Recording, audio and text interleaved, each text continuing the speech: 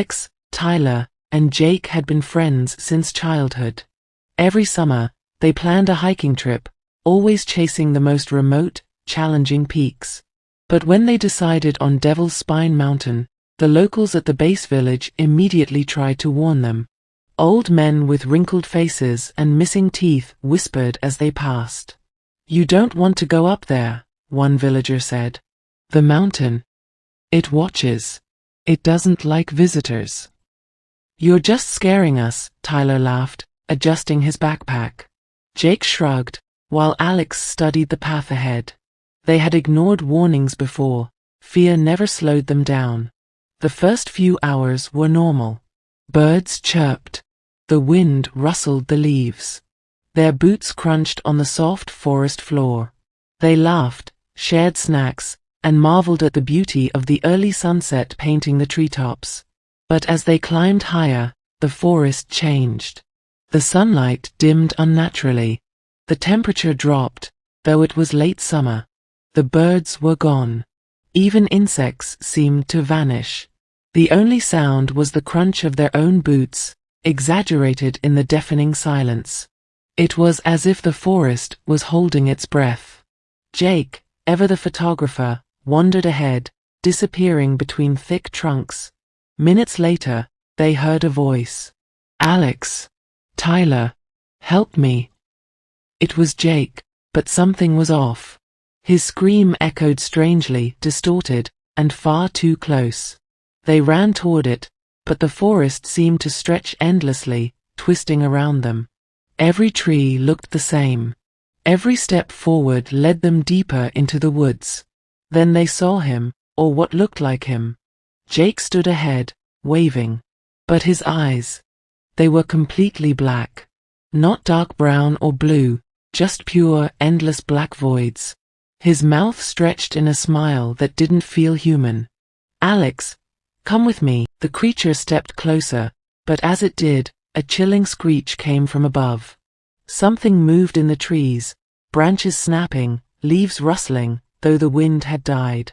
Shadows flickered across the forest floor, moving faster than any human could run. Then Alex noticed the stone circle, a clearing with large blackened stones arranged perfectly, the ground scorched and hollowed. Tyler stepped inside cautiously. When he did, the creature hissed like a predator in pain and stopped at the edge. It couldn't enter. Suddenly, dozens of whispers echoed from every direction. Some sounded like Jake, some like Tyler, some mimicked Alex's own voice. The forest came alive, but it wasn't alive, it was sentient. It had eyes, it had intent. It wanted them. They spent hours trapped inside the circle. The shadows circled.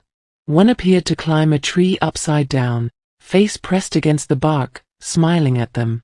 Another crept along the ground like a spider. Some tried to imitate Tyler and Jake, calling their names to lure them out. Every time they glanced beyond the circle, something moved, but when they looked directly at it, nothing was there.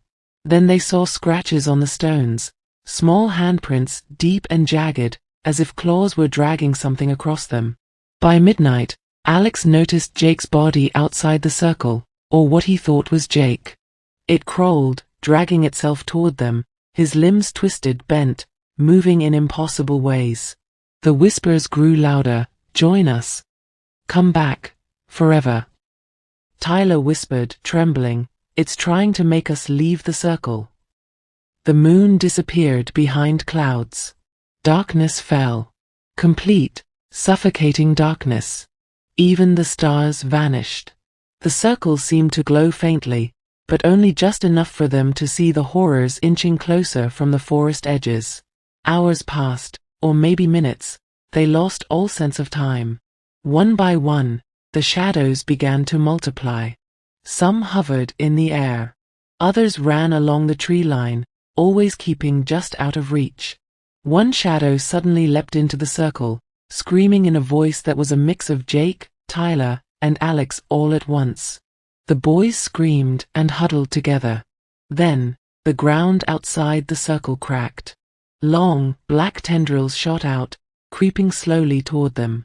They hissed, whispering words in a language Alex didn't understand, twisting into shapes that resembled human faces screaming in pain. Jake, Raoul Jake, was found at the base of a cliff, unconscious, but his skin had strange dark streaks running across his arms and neck. When he woke, he whispered, I heard you. I heard everything. But I couldn't find you." Alex and Tyler realized something horrifying.